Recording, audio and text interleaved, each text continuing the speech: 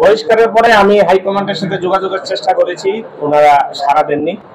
হাইকমান্ডের কাছে প্রত্যাশা হলো ওনারা তদন্ত করুক, আমার বিরুদ্ধে আগেরটাই করুক, যে আমি ছাত্রদল করার আগেই শিবিরের কোনো কমিটিতে ছিলাম কিনা, বা আমার এই ধরনের কোনো ডকুমেন্টস আছে কিনা, শিবিরের সাথে আমার সংশ্লিষ্টতা, সেগুলো ওনারা খুঁজে বের করুক।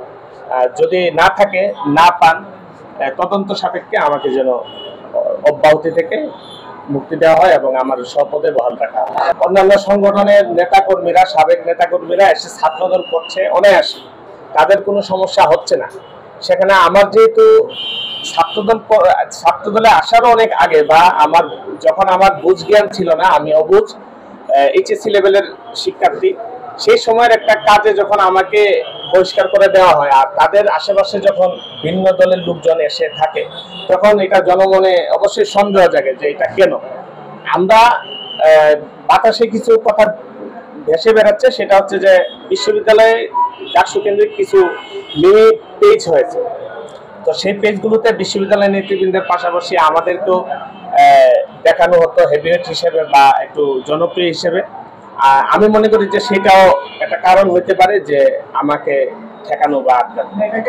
পুরো এটা হচ্ছে যখন 28শে অক্টোবরের পরে ঢাকায়, আপনারা যারা গণমাধ্যমের কর্মীরা আছেন আপনারা জানেন ঢাকায় কি ভয়াবহ পরিস্থিতি হয়েছে। সেই সময়কার আমরা পালিয়ে পালিয়ে জাতিকা প্রোগ্রাম করতাম। এই সবগুলো হচ্ছে, এটা হচ্ছে 17 জুলাই যখন শহীদ মিনারে, 16 জুলাই, তারপরে এগুলো হচ্ছে সব হচ্ছে আমাদের তখনকার মানে প্রোগ্রামের। এটা হচ্ছে 15 জুলাই ঢাকা বিশ্ববিদ্যালয়ের ছাত্রদল নেতৃবৃন্দের সাথে। এটা হচ্ছে 28শে অক্টোবর নয়াপল্টনে যখন পুলিশ অ্যাটাক করে তার সেই সময়। তারপরে এগুলো হচ্ছে সবগুলো 28 অক্টোবর পরবর্তী প্রোগ্রাম, 2023 সনের, 2021 সনের, 22 সনের সবগুলো। পুরো আন্দোলনে যত ধরনের প্রোগ্রাম ছিল সবগুলোতে আমি অ্যাক্টিভ ছিলাম, এবং ছাত্রদল নেতৃবৃন্দ উনারাও জানেন। নাসিরউদ্দিন নাসির ভাইয়ের সাথে আমি দীর্ঘদিন প্রোগ্রাম করেছি একসাথে। রাকিবুল হাসান রাকিব ভাই ঢাকা বিশ্ববিদ্যালয়ে আহ্বায়ক থাকাকালীন ভাইয়ের সাথে দীর্ঘদিন প্রোগ্রাম করেছি। ওনারাও জানেন যে ছাত্রদলে আমার কতটুকু ত্যাগ ছিল, কতটুকু অবদান ছিল, এবং ছাত্রদলের প্রতি আমি কতটুকু ডেডিকেটেড এবং লয়াল ছিলাম, এটা ওনারা। আমি তো কোনো কিছু পাওয়ার উদ্দেশ্যে, বা আমরা যখন ছাত্রদল করেছি তখন তো শেখ হাসিনার কখনো পতন হবে বা কখনো সুদিন আসবে সে আশাটা আমাদের ছিল না, বা সেই রকম কোনো সম্ভাবনা আমাদের চোখের সামনে ছিল না।